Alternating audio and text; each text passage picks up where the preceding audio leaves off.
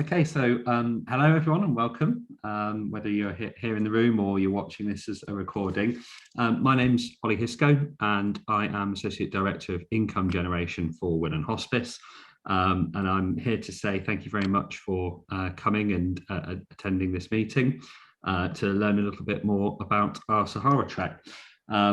In my own personal opinion, these sort of treks are fantastic. I've done 6 or 7 now overseas treks, so I'm clearly an advocate, but and including one itself in Morocco, and I think it just brings together for me some of the best sides of fundraising. It's you're training, so you're very dedicated. People can see you doing a huge thing.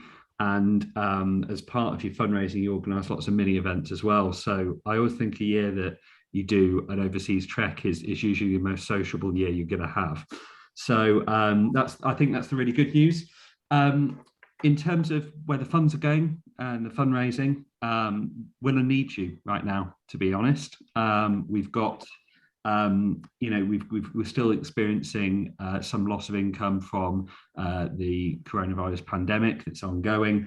As a charity that's based out in the community and tries to fundraise as much from community-based events, obviously that means that we have a large effect to our funds. So for those who are keen to keep Willen as a huge force in Milton Keynes, then we really need the funds, and we need people like you who are attending this call and willing to help us. So thank you for being here.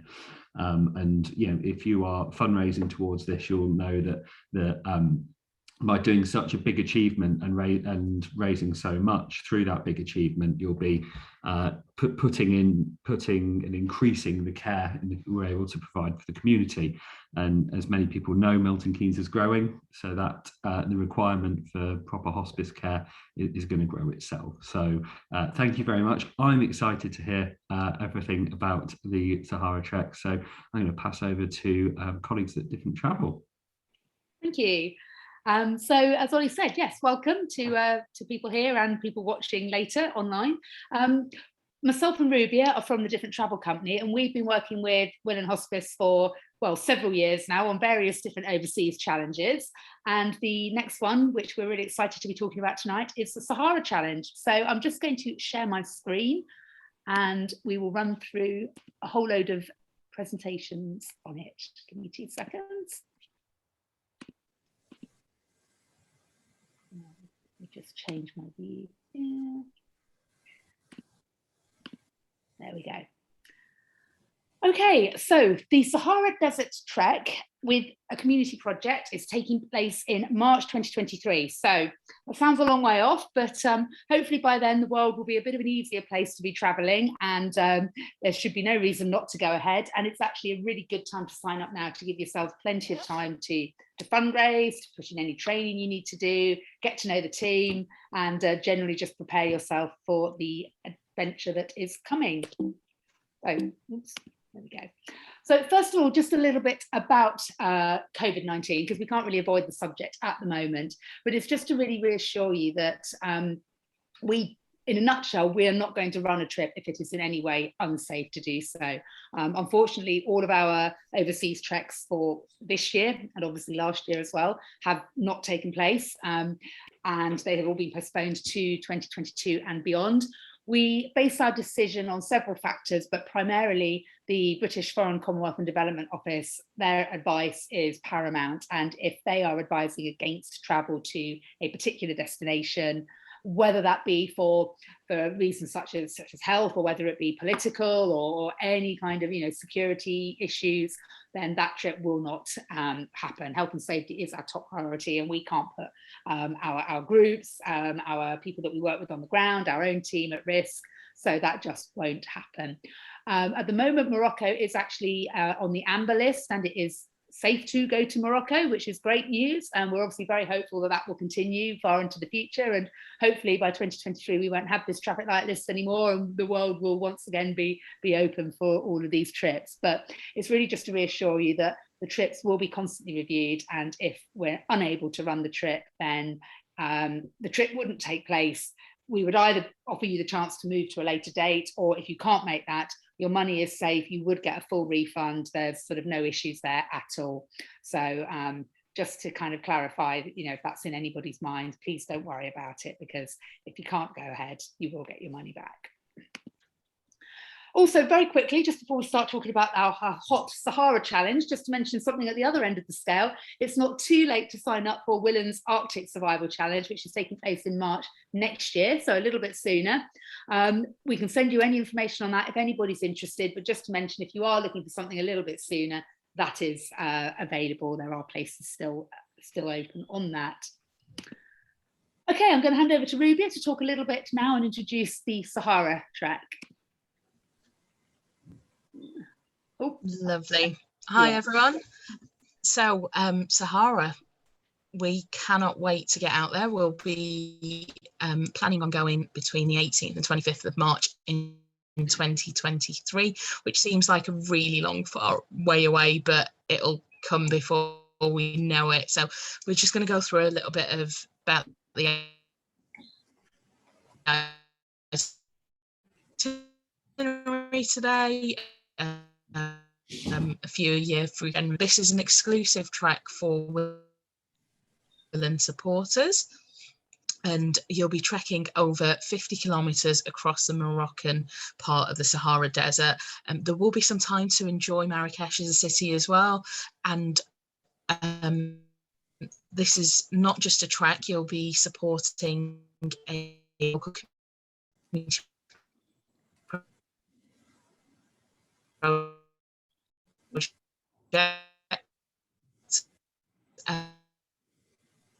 as part. Is anyone else struggling with Rubia, or is it just me? Yeah, breaking in and out. Dawn. Yeah, it's breaking up a bit, isn't it? Yeah. Oh, she's frozen, I think. Yeah, I'll take over until we maybe get her back. If you can hear us okay, Rubia, I'm just going to take over from you until we've got you back at full strength.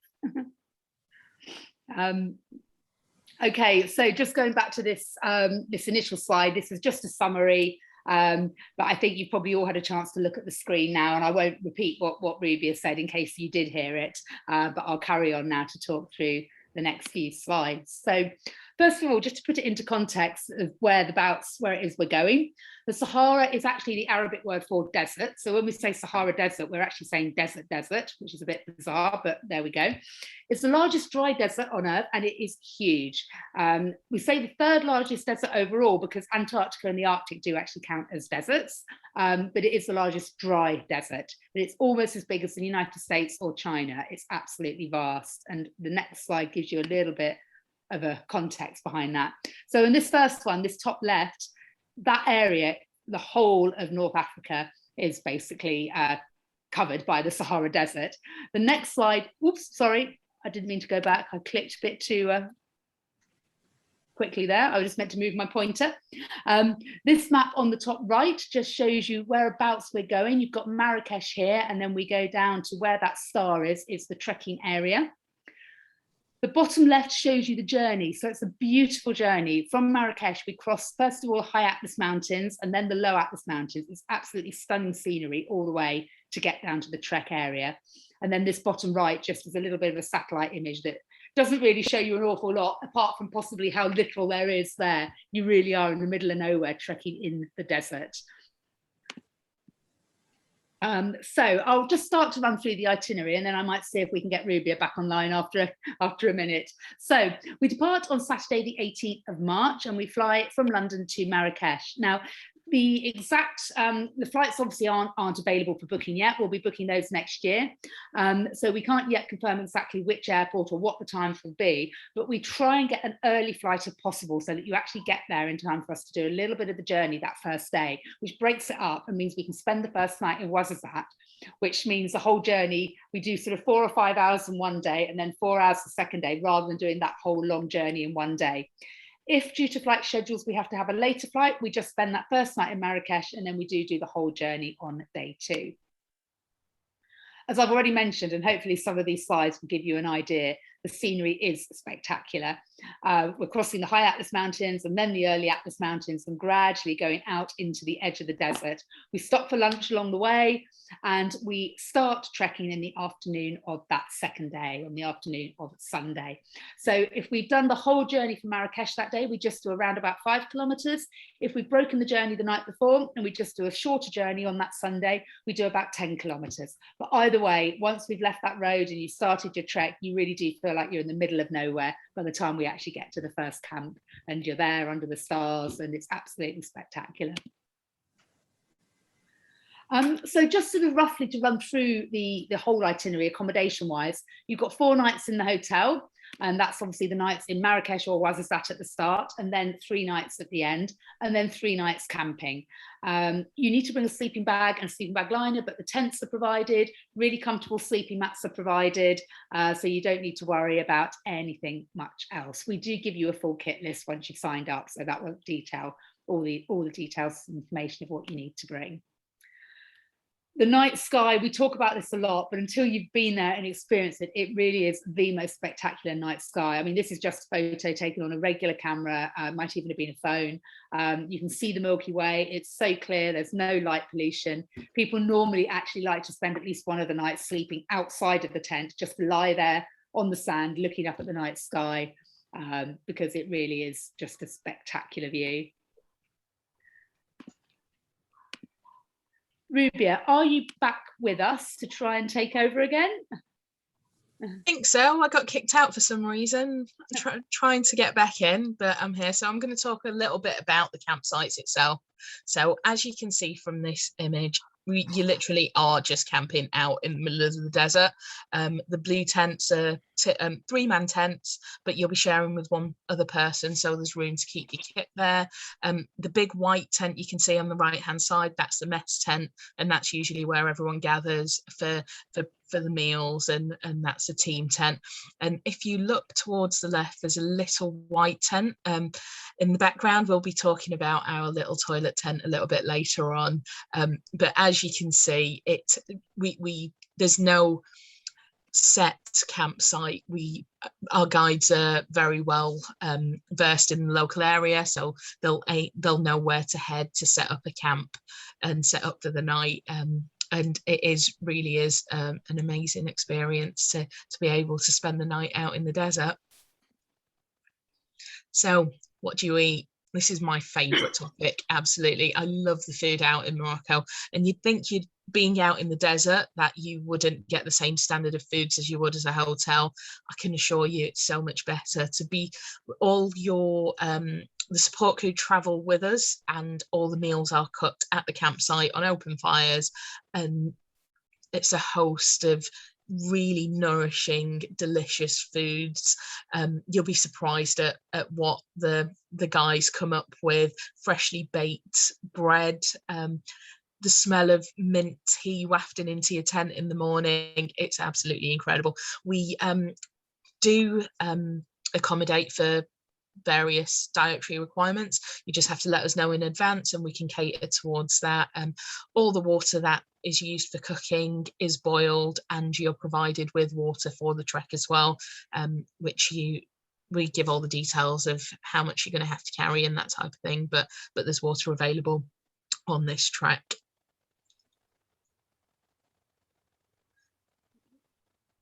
Can I have the next slide, Sarah? Okay.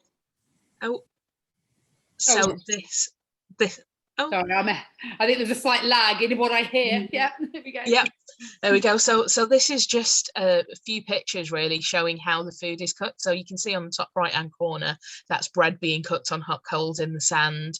A lot of the meals, you get lots of vegetables, couscous, tagines. It really is really hearty food to keep you going over the next day, and it's really delicious. And the bread is just incredible. I can't talk enough about this hot cold bread. But like I say, we can cater to most dietary requirements. You just have to let us know. Here we go, toilet facilities. As you can imagine, there aren't many public conveniences out in the desert. So we do have tents, and essentially it is a little privacy tent over a hole in the ground. You have to bring your own toilet paper, but we obviously say take that away for back to camp, and that will be disposed of. There's no running water, so you can wash your hands with hand sanitizer. At camp, we always wash our hands before any food or anything. If you need to use the facilities while you're on the trek, a lot of people think that it's just desert. There is landscape for you to kind of hide behind a little bush or something and do your business. So it's not a problem. And everyone's in the same boat when you're on these types of trek. It's really strange. It becomes a topic of conversation at many meal times about how everyone's doing and coping, but the toilet facilities aren't anything to worry about. Another concern for people is what kind of creatures they're going to come across. The camels are very much part of your trekking experience. They're your porters. They take your luggage or the campsite. They ferry them from each campsite. You will see your camels at camp. A lot of people like to have them there. Like I say, they are very much part of the experience. And they're very well looked after. You can see that they are happy creatures, and that's why we have such a strict limit on your luggage weight, because we don't want to overburden them. But they love what they do, and a lot of people love spending time with the camels on the way. In terms of wild creatures, people worry about snakes, scorpions, spiders, all the usual.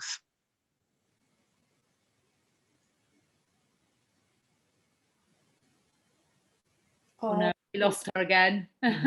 She's doing really well. Sorry, Rubia, we've lost you again. Just to carry on, the snakes and scorpions and spiders, whilst they are there in the desert, we really don't tend to see them. I think they can sense that we're there. They've got the whole desert to explore. They're not going to choose to come to that little area where we are. You tend to see tracks. The guides will often point out in the morning when you set off from camp, there might be little tracks where they can sort of say that was a particular snake or a beetle, but you really do not tend to see them at all. Some people are really pleased by that. Some people are quite disappointed. They quite want to see them, but so generally it's just the evidence of where they've been rather than actually coming across them in the flesh, as it were. Okay, and this is just like a little slide to give you an idea of the daily routine. So working our way through, you open your tent in the morning to a beautiful sunrise view. You'll get presented with mint tea. You will get given mint tea till it comes out of your ears on this trip. It is something that is just provided at every possible opportunity, but you learn to love it. It's really delicious and really refreshing in the heat. Then after that, we sit down and have breakfast. We normally take down the tents and get all our luggage sort of ready before breakfast, so they can then get on with loading up the camels while we're sat there eating. We'll then set off. All of this is done fairly early in the morning, just to try and avoid too much of the real heat of the day, obviously to keep trekking while it's a little bit cooler. So we tend to do sort of probably 2/3 or so of the day's trekking in the morning, stop then and have lunch, and they will always find a shady spot for lunch. We unload all the mattresses, and after having had a really nice lunch, it could be kind of salads and bread and pasta or something like that, we have a little bit of time just to rest and relax. Some people might take a Kindle or a pack of cards or something. Other people will just have a doze, but we just stay put for a couple of hours to avoid the real heat of the day before we then continue in the afternoon, aiming to get to camp obviously before it gets dark. Generally the camels and the trekking camp team will have overtaken us at that point, and they'll be there so that by the time we reach camp the tents are set up and there's a nice cup of mint tea waiting for you, and then after sun's gone down we sit round and eat our dinner. They might have a campfire, sort of sit and chat in the evening. It tends to be fairly early to bed, early to rise, as you're kind of awake with the sun on these trips, but that just gives you a nice little snapshot, I think, of what to expect on a day-to-day basis. Okay, so back to the itinerary then. So we've obviously had the first night where you've just started the trek, and then we have 2 full days out in the desert where we're trekking around about 20 kilometres per day, supported by the local Berber team. The landscape is really, really varied, and hopefully the photos that we've chosen here will give you a little bit of an indication of that. It's not all sand by a long way. You've got some sort of, this photo, sort of old, basically a lot of the terrain are old seabeds and old riverbeds. So you've got sort of dry, cracked ground, you've got stony sections. There are sand dunes as well, which obviously is a little bit more of a challenge, but that's great fun as well. One of the biggest challenges is the weather. The temperatures can be really high, even at this time of the year. It can get well up into the 30s, which adds another element of challenge to it. So wearing, like, you know, a wide-brimmed hat, covering yourself up is quite important just to be able to cope with the heat.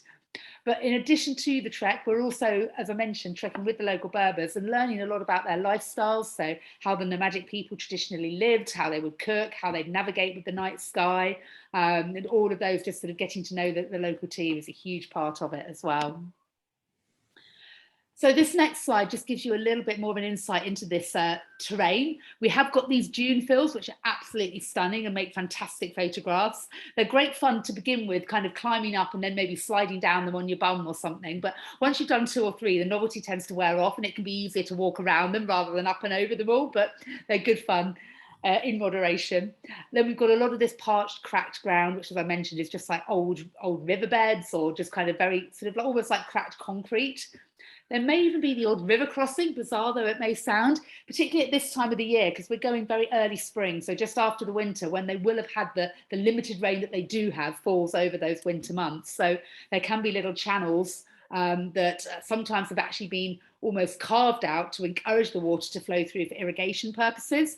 Otherwise, they're just natural little torrents, like mini streams that have appeared. And there will be a lot of this stony, hard, dry ground. So quite varied. It's not all sand, which is a lot of the image that a lot of people have, but it is much more varied than that. So after our 2 full days out in the desert, we've just got a short walk on the final day to the little town called Oledris, which is where the camels will go. We'll say goodbye to the camels and the trekking team, and where the vehicle will be waiting for us to take us back to Marrakesh. So the main guide will come with us, but the rest of the team will say farewell to at that point. We do that whole journey back to Marrakesh in 1 day. It is about 8 or 9 hours. It's a long drive, but that includes plenty of stops. We stop for lunch, where we normally stop in the same place where we stopped the first night. So that's where you'll be reunited with the rest of your luggage that you need for the rest of your time in Marrakesh. We make plenty of stops for, you know, refreshment stops, comfort breaks, do a bit of shopping and everything, just to break the journey before we get back to Marrakesh late afternoon or early evening. And then we've got a couple of days in Marrakesh, and I was meant to be handing back over to Rubia here, but I don't think she's rejoined us, so I'll carry on. A couple of days where we will be in Marrakesh, and this is where we get involved in a local community project. So at this stage out, it's too far ahead to confirm exactly what we will be doing, but we'll give you further updates much nearer the time on that. What we can say is there'll be no particular skills required. It's very much all hands to the deck. Everybody gets a chance to get stuck in with the activities that will be along the lines of painting, decorating. It could be something gardening related. It could be, we've had groups that have constructed like a gazebo. So there's sort of an area at a hospital where patients and their families can go and sit to be sheltered from the sun. We've had groups that have painted the walls inside to make it a brighter, more cheery place to be. We've had other groups that have actually physically created gardens. It's something that, you know, so you'll all be able to get involved with, and we'll obviously give you much more information nearer the time so that you can be prepared. You can bring anything with you that you want to. In terms of where exactly the project will be, again, there's a couple of different projects that we are, well, I say we are, obviously we haven't had any trips to anywhere the past couple of years, but we're very much planning to resume those links again next spring when we start to take our groups back out to Marrakesh. Excuse me. And one of them is this amazing place that's basically a place where people stay when they are receiving treatment at the hospital in Marrakesh and they haven't got anywhere else to go. So the centre deals with all sorts of people, ranging from patients receiving like palliative care at the hospital, and maybe they live, you know, their family is in a village 200 miles away, so they actually can't go there on a daily basis, and they maybe can't afford to stay at the hospital, because unfortunately you do have to sort of pay for a lot of these things in Morocco. So they'll stay at this home and have all the facilities of the hospital on the doorstep, but have a home away from home with like a little kitchen area and people to look after them there. It's also a home for a lot of younger adults with various disabilities, ranging from learning disabilities through to physical issues as well. And there are therapy rooms there. There's schools, there's special education units. It's this vast centre, and the great thing about it is that they're always, well, it's not a great thing about it, but the great link that we have with them is that we can just get stuck into where their needs and priorities are at the time. So it might be, say, that we're helping one sector with a sort of painting a classroom, or it could be that they've said to us, well, actually what we could really do with now is a little bit of support in this outside area where the elderly patients sit with their relatives.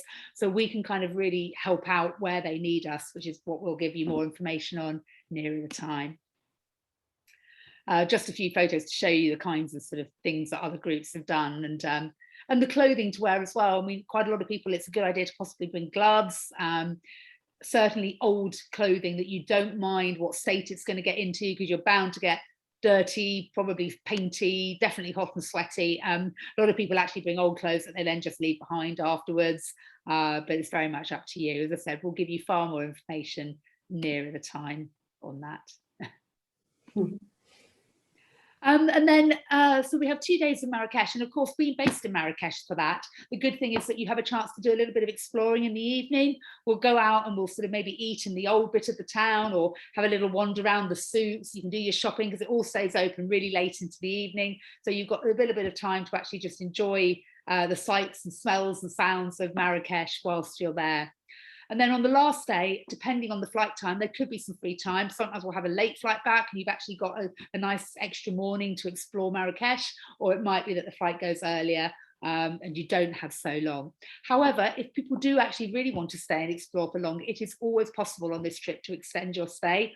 Just let us know. And then when we come to be booking the flights, which will hopefully be sort of this time, well, no, it'll be about 6 months from now. At that point in time, we'll be able to look at the options for you and book you a later flight home if that's something you are interested in doing. Okay, so just going to run through some frequently asked questions, and then we'll hand back over to the Willen guys just to talk a little bit about the fundraising. So these are questions we get asked. Communication, bizarre. Rubia said if she keeps her camera off, she seems to be okay. So did you want her to do the questions? Yeah, sure. Do you want to go ahead, Rubia? I'm here. I could see and hear you all, but for some reason it just kicked me off. So I can take over, give you a bit of a breather, Sarah. No worries. Lovely. So I'm going to go through some of these frequently asked questions. So communication.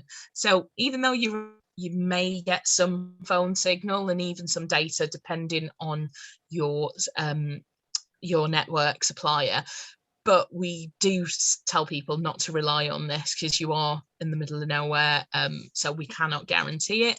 But Wi-Fi is available at all the hotels, but it is quite slow and unreliable.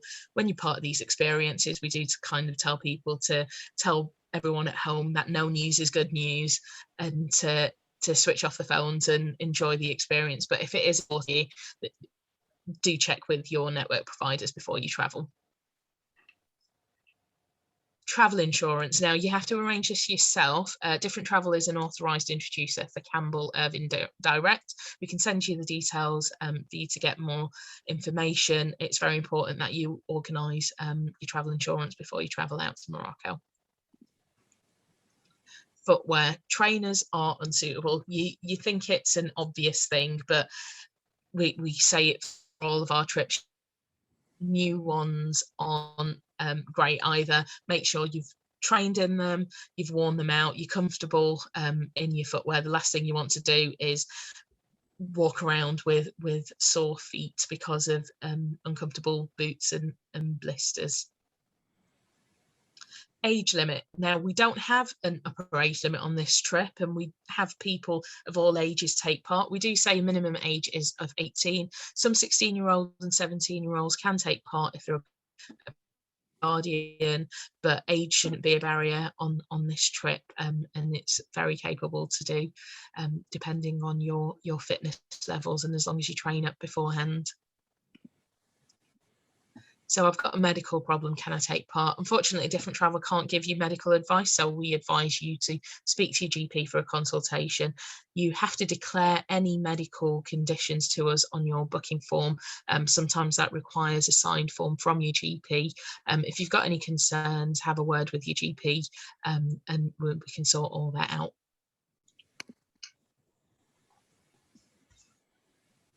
Lovely. So how challenging is it? So this trip is graded as moderately challenging for someone with good levels of fitness. As we've said before, training is a necessity. You shouldn't go out into the desert without having trained beforehand. You will have to carry your own day pack each day, which we say weighs around about 6 to 8 kilograms. You'll be carrying your 3 litres of water, which can feel quite heavy at the beginning of the day. The camels will carry your main luggage, but you will still have to carry things throughout the day. Another thing that some people find challenging is the desert. It's the terrain. It's not just sand. As we've mentioned earlier, there is a mixture of hard, flat, sun-dried plains. You've got your riverbeds, sandy dunes. So it is varying terrain throughout the trip. Should prepare. Another thing which seems pretty obvious, but the climate, it's very, very hot days, and it does dip to almost 0 at night. So be prepared to expect that change in temperature. We always say people should be aware of their own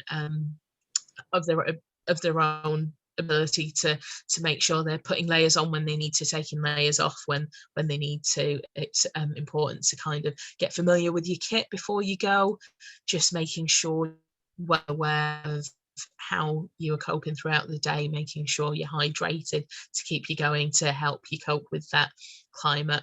Another thing challenging, which a lot of people find is part of the experience, is the actual fact that you are camping throughout this trip. It is very basic facilities at the campsite, as you've seen. You're only trekking for 2 half days and 2 full days, and though the distances aren't very long, they can be quite repetitive and wearing on you, so that can be quite a challenge to trek consistently over a few days. And the distances might not seem long, but you will be trekking throughout the day. 5 kilometers in the UK is not the same as 5 kilometers in a desert, as you can imagine. So I can't reiterate enough, don't underestimate the importance of training. The more training you do, the better the experience will be for you, and also for your trek mates as well. You have to take that responsibility to get the best out of the whole experience.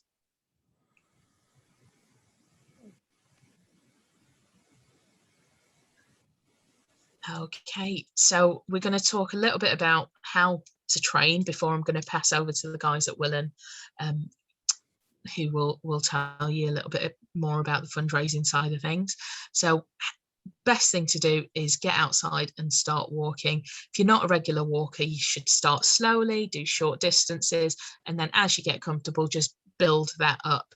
If you are a regular walker, don't just build up the distances and times, carry your pack, just make yourself in the best possible condition you can be to get out there. Hill walking with a backpack should feature highly in your training to prepare for your body, but that's not the only training that you should do.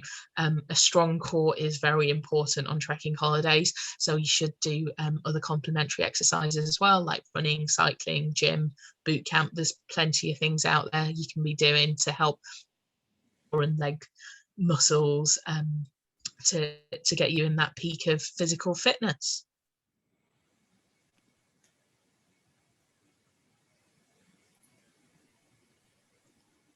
There's a bit of a lag on there. So who's right for this challenge then? As this picture, just basically we use this to illustrate that these trips are for absolutely everybody and anybody. As you can see here, we've got a couple of dads, a dad with grown-up children and a dad to be. We've got someone starting their new career and they wanted a bit of an adventure. Mother there wanting a bit of a challenge. This lady on the right hand, a bit of luxury. She signed up to one of our Sahara trips because she wanted to challenge herself to do something that was outside of her comfort zone. She'd never been on any of these types of adventures before, signed up for it, had an absolute blast and really tested herself, and it was such an incredible experience for her. So like I say, this is just to explain that regardless of what your background is, your level of fitness is, it is doable for most, planning beforehand. So don't worry about signing up. This one is for you. So now we talk about the nitty gritty. Do you want to take over this bit, Sarah? I'll just run through it briefly, and then I guess we'll hand back over to Dawn and Ollie, or Dawn is it going to be, I think, to talk a little bit about the support from Willen Hospice. So the big question is, how much does it cost? There's two elements that to consider. There's basically the registration fee. That is what you pay at the time of booking and signing up. You pay that yourself. You pay that online, or however you sign up and take part in the trip, you can pay that at the time. And then with the support of the fundraising team, you are asked to raise £2,100 for the hospice. Now that has to be raised primarily by the end of next year. So there's loads of time. That's one really good thing about signing up now. 80% it has to be raised by December, before the trip. And the reason for that is that fundraising target does include the trip costs, which will be paid out of your fundraising. So 20% of the fundraising target, you've actually got a lot longer to raise. You've got until March, just before the trip goes, to take part. So that is the minimum amount you raise. Obviously, anything you raise over and above that amount, 100% of that amount stays with Willen Hospice. And how do you sign up? Well, very simply, we've got the link here, or we can send you the link as well to the website, where you click the Book Now button, you fill in your booking form, and then you can literally pay online, or if you prefer to pay via bank transfer, you can click that option and then we can send you an invoice. Either way, it's very straightforward. So there's a snapshot of the screen. You click that Book Now button and it takes you directly to the page to book. Support from our side of things. So once you sign up, you'll get the kit list, the full trip dossier. We'll send out training guides. There's some discount vouchers for places like Cotswolds Outdoors and Nomad. On the trip itself, there will be a tour manager who will be first aid trained, accompanying you. They will generally fly out on the flight and be with you for every step of the journey. And then, of course, the professional local guide and his team of the camp support crew, who will be looking after you in Marrakesh and on the trek. We do a pre-departure meeting. Now, hopefully we'll be doing those in person before too much longer. We will come up and actually meet all the team members, so you'll get a chance to meet each other. You might get to meet the tour manager going with you if that's possible at the time. We bring examples of kit, and we'll be able to answer any other last-minute questions you've got.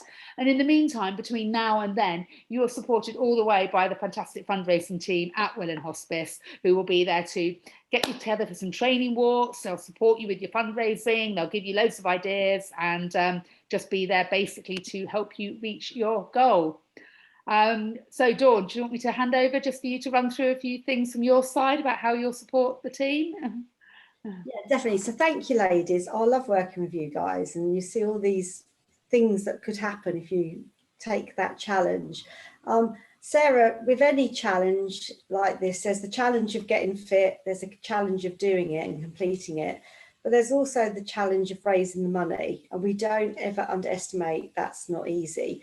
So what we do at Willen, we will work with you. I'll book a one-to-one with anyone that signs up, hopefully face-to-face, and in our beautiful gardens at the Well, and we'll go through what you think would work for you. So we have people that obviously will do quizzes and cake sales. It's no good for me doing a cake sale because I can't bake, but my mother-in-law does.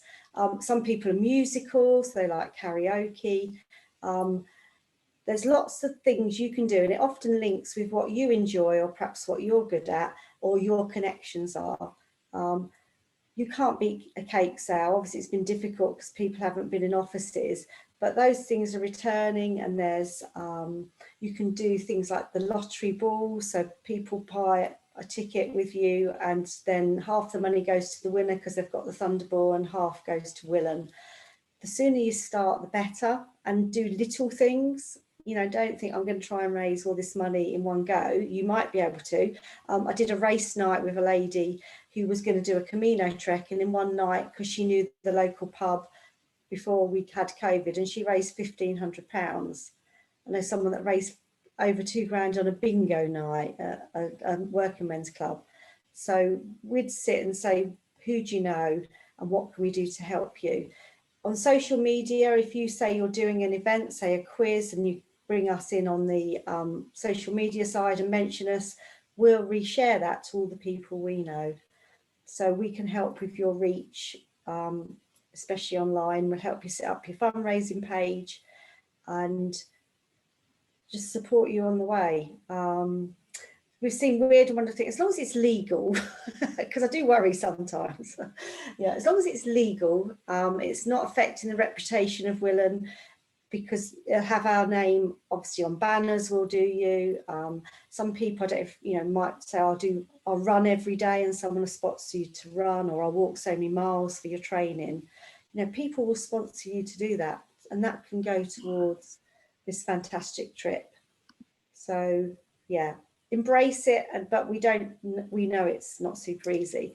Also, just with previously, some people have to fundraise every penny, so they pay the £390 and then they have to raise the £2,000. Others will pay the trip costs because that's their situation, and they'll fundraise the bit for Willen. And some people just pay for all of it, and including the bit for Willen, and they just write us a check.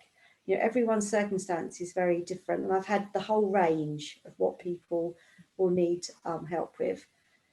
Obviously, you're local, so I don't know how close you are to Willen, but we've got a beautiful inpatient unit that's just being refurbished with some legacy money that we had kindly donated through a will that has to be spent at the hospice. So it's going to look very different by April, and every room will overlook the beautiful lake that people walk and run past. But we also look after people at home, so up to 300 people every day. Our Willen at Home team are supporting on the phone or face-to-face. That sort of changed a little bit last year because we wasn't so easily able to go at home, but we did when they needed us. And we have support for families and patients before when they've been diagnosed with a life-limiting illness, and for the patients' families after, so bereavement support, and that's for life. So anytime someone needs some help, they can reach out. There's not a certain time, 6 months and that's it. We have people coming back years later, and we've got an amazing clinical team, and everyone I meet that has helping will tell you their story, and it's the best feedback in the world for a brand that's local to us. Hospices are amazing places. They're free to everyone to use, but that's because we have to raise 75% of what we need to keep it going, and that's just under £5 million. Every minute we need to raise £9. So everything people do to help, from that monthly donation to running or to going to our shops or donating goods, all goes towards that figure that gives us the chance to offer the best we can at a very difficult time for people. So we just make it as best as it can be. So very lucky for obviously myself, Helen and Ollie to work at Willen and support our people that are out there doing crazy things like walking across deserts or climbing mountains. I gave you a little bit of ideas, but we literally would work with you to break down. So if you do need to raise every bit of that 2,100, so that's trip costs, which is 1,050, and then the bit we get is that 1,050 after those trip costs have been paid.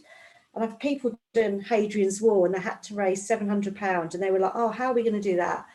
And everyone raised over 1,000, and some people raised £1,500, and they walked the 84 miles of Hadrian's Wall 2 weeks ago.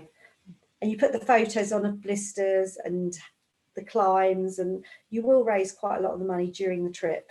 So that's why we wouldn't be concerned if you haven't quite got where you need to, because we know during it and slightly after it, people will support you, especially if you're really good at sharing the pain and the challenge that you're taking on. Camels help, but yes, I don't know about the toilet. That's probably a good picture, actually, isn't it? Yeah, look at what I have to use.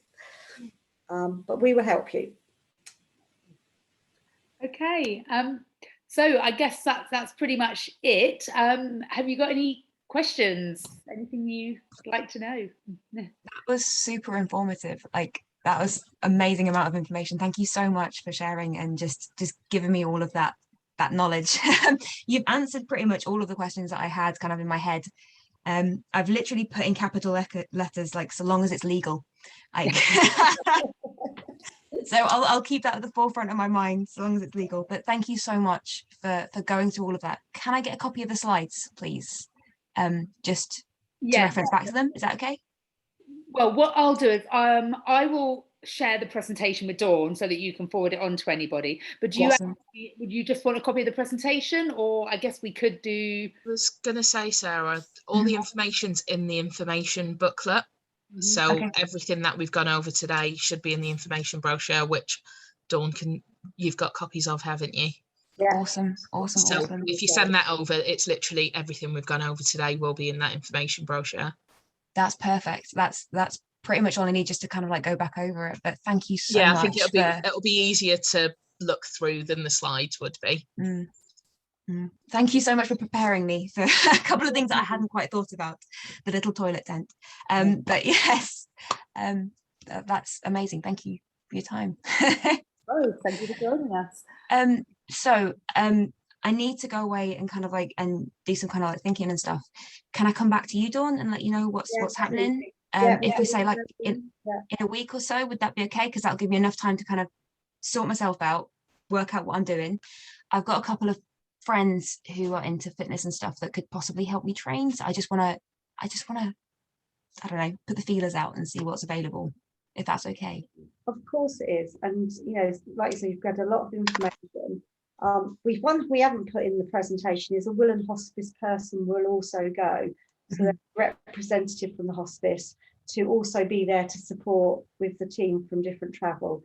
And that works really well, because some people will get quite emotional, depending how closely they're linked to the hospice or to, you know, doing the challenge. And that person will also be there to help support and take part in the challenge. We do ask who would like to go. So, you know, it's something that's now started to happen as well, because we literally have only just launched this, and it's so good we've got the time for people to do like you're doing. Can I do it? How will I do it? You know, what's the logistics? So awesome. Thank you so much. I'll really cool. Stop the recording now, and then obviously we can carry on if there's anything else anyone wants to talk about. Cool.